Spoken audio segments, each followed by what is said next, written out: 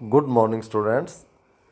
आज हम +2 कक्षा के इतिहास का फर्स्ट टॉपिक, पहला जो विषय है ईंटें मनके तथा अस्थियां हड़प्पा सभ्यता, इसके बारे में पढ़ेंगे हम कि हड़प्पा सभ्यता क्या थी।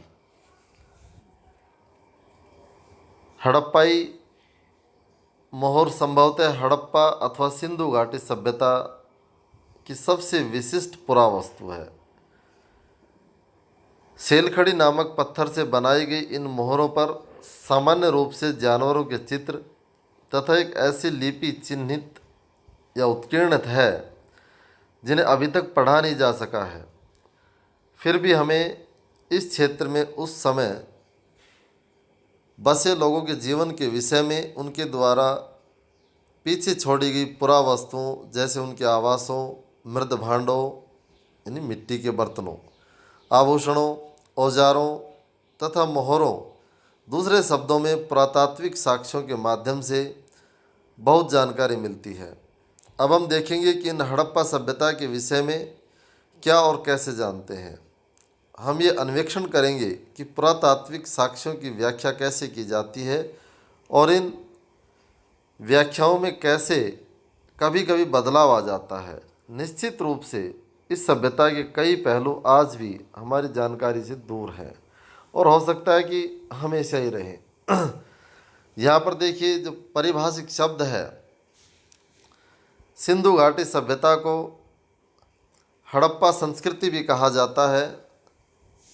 पुरातात्विक संस्कृति शब्द का प्रयोग पुरावस्तुओं के ऐसे समूह के लिए करते हैं जो एक विशिष्ट शैली के होते हैं और सामान्यतः एक साथ एक विशेष भौगोलिक क्षेत्र तथा कालखंड से संबंध पाए जाते हैं।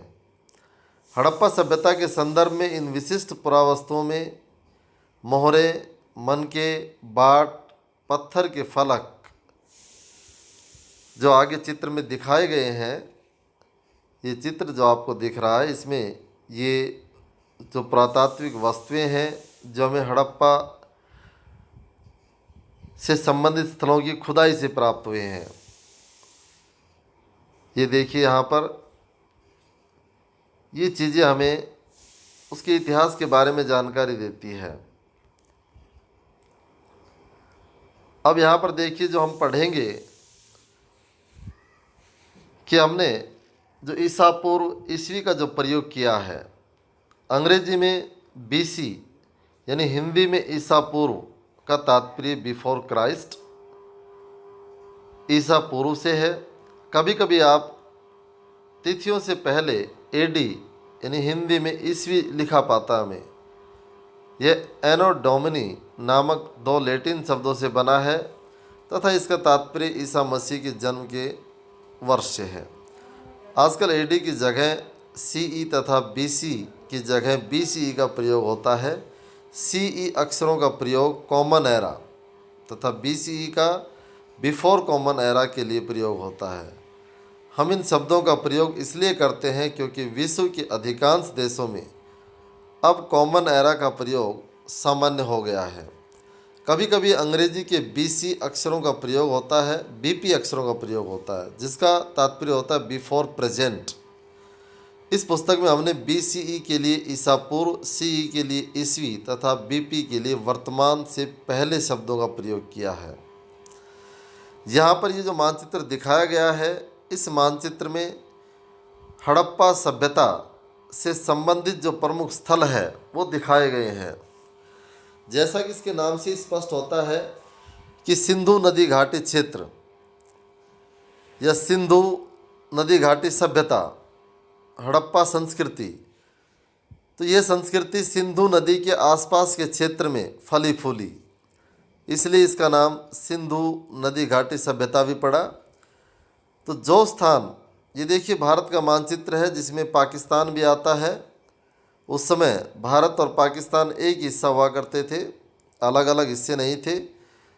तो यहाँ पर जो प्रमुख नदियाँ हैं देखिए, सिंधु और उसकी सहायक नदियाँ जिसमें सतलुज, रावी, चिनाब, व्यास, झेलम, ये प्रमुख सिंधु की सहायक नदियाँ, इन्हीं नदियों के जो नदी घाटी क्षेत्र है, इस पूरे नदी घाटी क्षेत्र में ये सिंधु सभ्यता फली फूली। इसके दो प्रमुख नगर जिसकी हमने खुदाई की, हड़प्पा और मोहनजोदड़ो। यहाँ पर देखिए ये हड़प्पा नगर है और इधर ये मोहनजोदड़ो नगर यहाँ दिखाई दे रहा है आपको। ये मोहनजोदड़ो नगर है यहाँ पर, जो आज पाकिस्तान में है।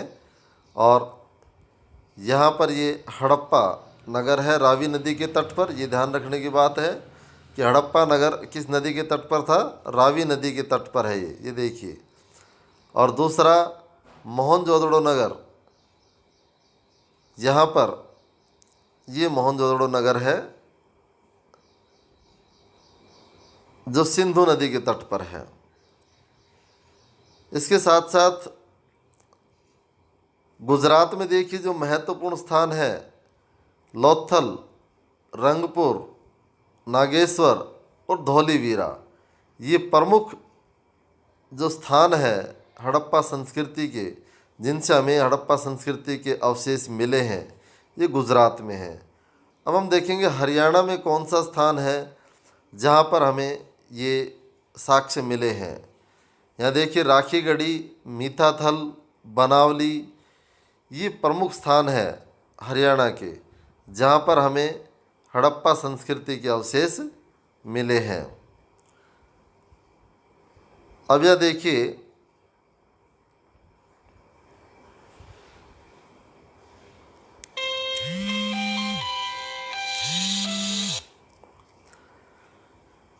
इस क्षेत्र में विकसित हड़प्पा से पहले भी कई संस्कृतियां अस्तित्व में आई थी। ये संस्कृतियां अपनी विशिष्ट मृदभांड शैली से संबंध रखती थी।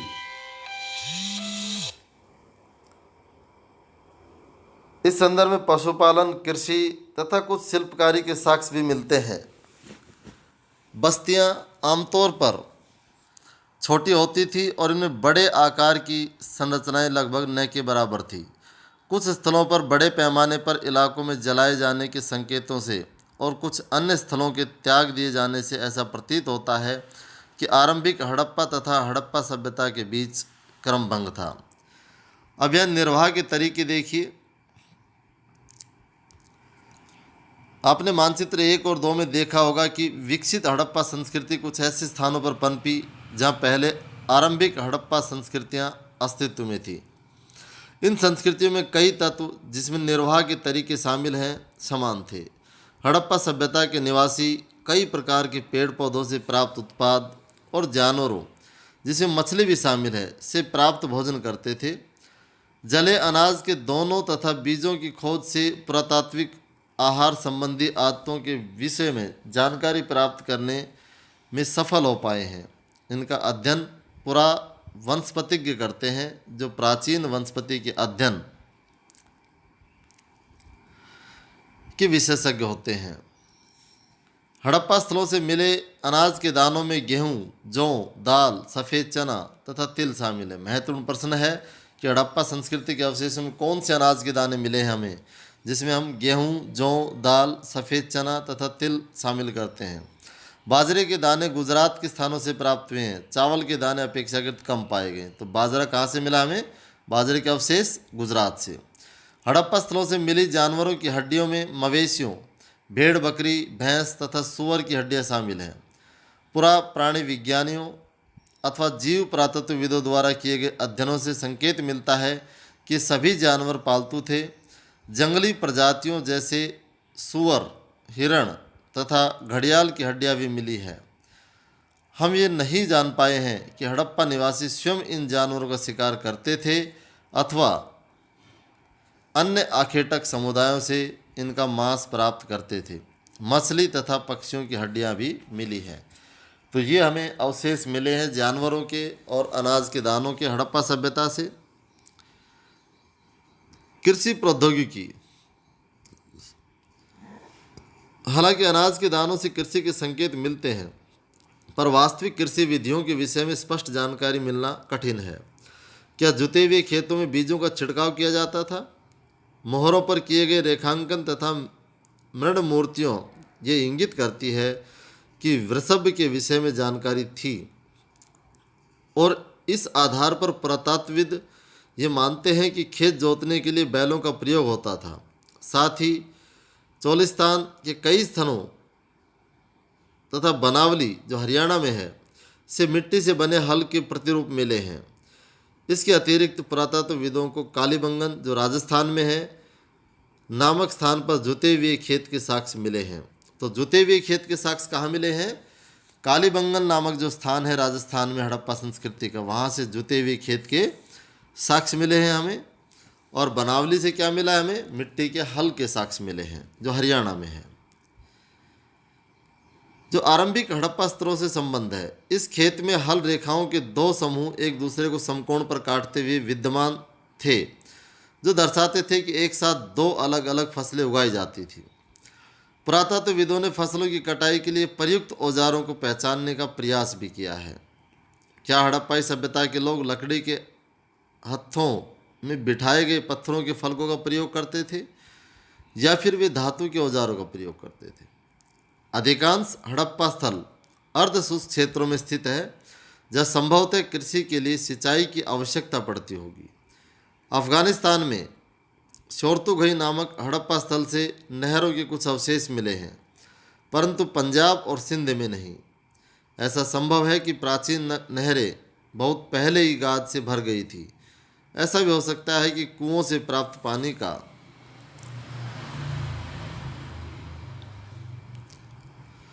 प्रयोग सिंचाई के लिए किया जाता था। इसके अतिरिक्त धौलीवीरा जो गुजरात में स्थित है में मिले जलाशयों का प्रयोग संभवतः कृषि के लिए जल संचयन हेतु किया जाता था।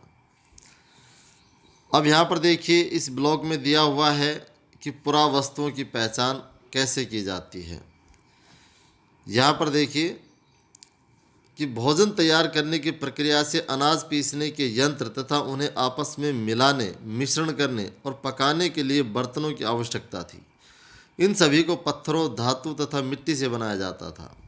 यहाँ एक महत्वपूर्ण हड़प्पा स्थल मोहनजोदड़ो से हुए उत्खननों पर सबसे आरंभिक रिपोर्टों में से एक से कुछ उदाहरण दिए जा रहे हैं।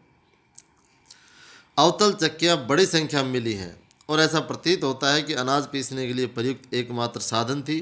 साधारणतः ये चक्कियाँ स्थूलतः कठोर कंकरीले अग्निज तथा बलवा पत्थर से निर्मित थी और आमतौर पर इनसे अत्यधिक प्रयोग के संकेत मिले हैं।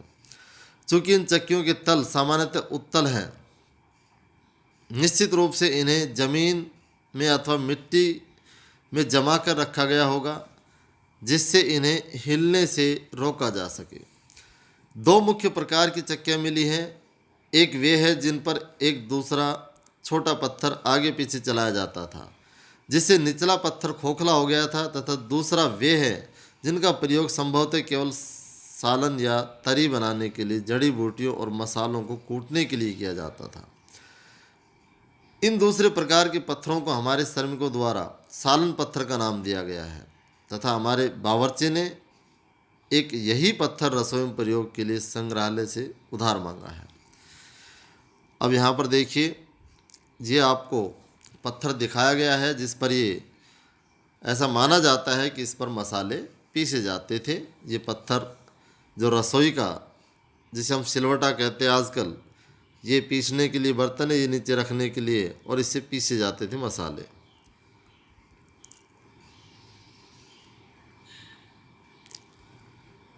अब देखिए, मोहनजोदड़ो एक नियोजित शहरी केंद्र। यहाँ पर एक महत्वपूर्ण प्रश्न बनता है कि मोहनजोदड़ो नगर की प्रमुख विशेषताएं क्या थी। क्या मोहनजोदड़ो नगर एक नियोजित नगर था, एक नियोजित तरीके से बसाया गया नगर था? ये बात हम कैसे स्पष्ट कर सकते हैं? तो ये बात तो हम जो मोहनजोदड़ो नगर के जो हमें अवशेष मिले हैं, उन अवशेषों से इस बात का हम पता लगा सकते हैं कि ये नगर नियोजित था, नियोजित बसाया गया था। संभवतः हड़प्पा सभ्यता का सबसे अनूठा पहलू शहरी केंद्रों का विकास। ऐसे ही एक केंद्र मोहनजोदड़ो को और सूक्ष्मता से देखते हैं। हालांकि मोहनजोदड़ो सबसे प्रसिद्ध पुरास्थल है, सबसे पहले खोजा गया स्थल हड़प्पा था। बस्ती दो भागों में विभाजित थी। एक छोटा लेकिन ऊंचाई पर बनाया गया, दूसरा कहीं अधिक बड़ा लेकिन नीचे बनाया गया। यानी कि यहाँ पर बस्ती दो भागों में बटी हुई थी, एक ऊपरी भाग और एक निचला भाग। पुरातत्वविदों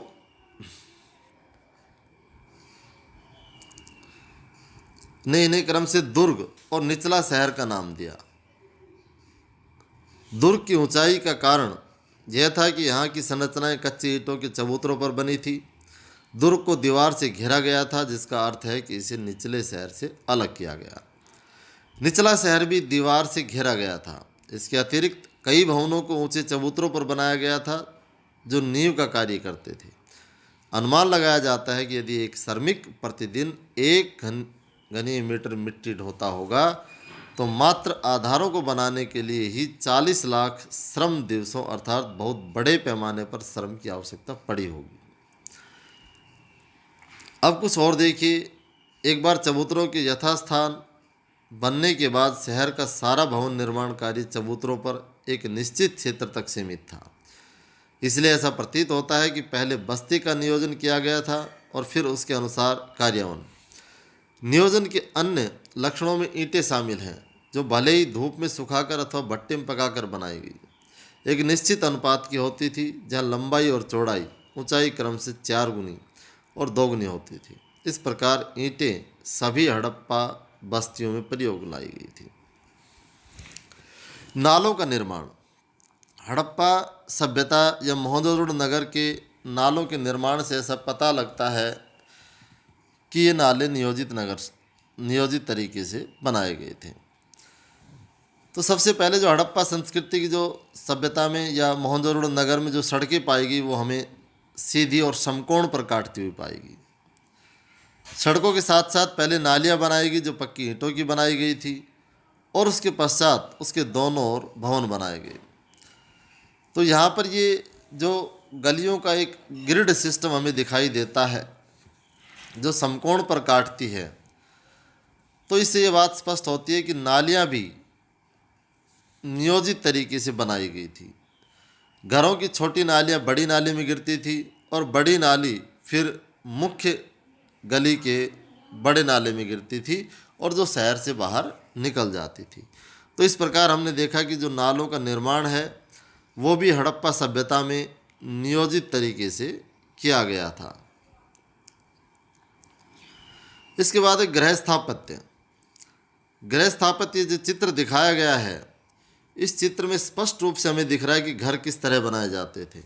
घर का मुख्य द्वार हमें दिखाई दे रहा है, लेकिन मुख्य द्वार से हमें घर के अंदर क्या कुछ हो रहा है वो दिखाई नहीं देता था।